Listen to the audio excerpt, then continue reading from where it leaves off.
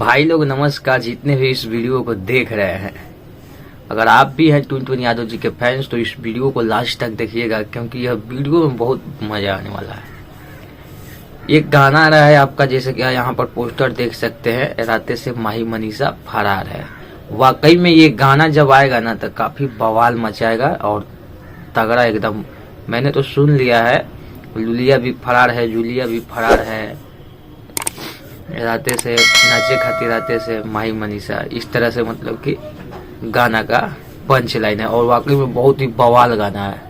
और इस गाना जब आएगा, अंकिता फिल्म्स पर आने वाला है, जब आएगा ना वाकई में बहुत बवाल मचा देगा। और इंडस्ट्री में जैसे कि अभी डिम्पलवा वाला गाना को लेकर के बवाल मचा था, उसी तरह से हमको लगता है इस गाना पर बवाल मचने वाला है। तो आपको क्या लगता है कमेंट बॉक्स में जरूर बताइएगा, और ऐसा गाना लाना चाहिए या नहीं, क्योंकि इसमें बहुत सारे लड़कियों का नाम है और मुझे यकीन है कि फिर कहीं ना कहीं विरोध इस गाने का होगा।